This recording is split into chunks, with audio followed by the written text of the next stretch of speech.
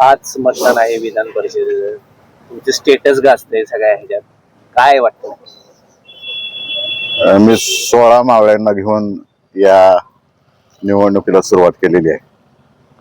सत्ताधारी पक्षाने सांगितले की आमच्याकडे 16 मतदार आहेत आणि मला हा मोठा प्रश्न पडलेला आहे की 16 मतदारांना घेऊन आम्ही सर्व पक्षीय मतदार आहेत त्यांना भेटलो, उमेदवार मी.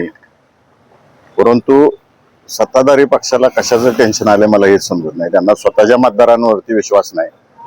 4-4, 5-5 वेळा त्यांनी बोलवून घेतलं, 4-4, 5-5 वेळा त्यांच्यावरती प्रेशर आणलं. मतदान झालेलं समजणार आहे. म्हणजे जे डॉक्टर बाबासाहेब आंबेडकरांनी घटनेच्या माध्यमातून अधिकार दिलेला आहे ते गोपनीय मत कसं समजतं मला हेच समजत नाही. म्हणजे 16 मताची दहशत यांनी किती घेतलेली आहे हे या माध्यमातून दिसून येते. 16 वरून परत ते 200 वर आलेले आहेत. म्हणजे यांनी नैतिक पराभव आधीच स्वीकारलेला आहे सत्ताधारी पक्षाने. आणि मला खात्री आहे की या जिल्ह्यातील सुज्ञ मतदार जे आहेत त्यांना ज्यांनी मतदान केलेलं आहे आणि सर्वसामान्य मतदाराच्या मनात जे चाललेलं आहे ते विधान परिषदेचे मतदार सर्वसामान्य मतदारांच्या मताला किंमत ठेवून या ठिकाणी वसंत नाना देशमुख यांना निवडून देणार आहेत ह्याची मला 100% खात्री आहे. सत्ताधारी पक्षासह अनेक पक्ष जे आहेत त्याचे अनेक लोक वसंत देशमुखांना पसंती देतात. काय नक्की घडले जिल्ह्यात? अदृश्य शक्ती कशा प्रमाणात? अदृश्य शक्ती अत्यंत जोराने काम करते आणि ते तुम्हाला निकालाच्या माध्यमातून दिसूनच येईल. हर हर महादेव असं हे केलेलं आहे. छत्रपतींच्या स्लोगन स्वराज्याच्या. कुठल्याही युद्धाला उतरत असताना शंभू महादेवाचं आपण प्रार्थना करतो. तीच प्रार्थना मी करून या मैदानात उतरलेलं आहे. आज अंतिम दिवस आहे.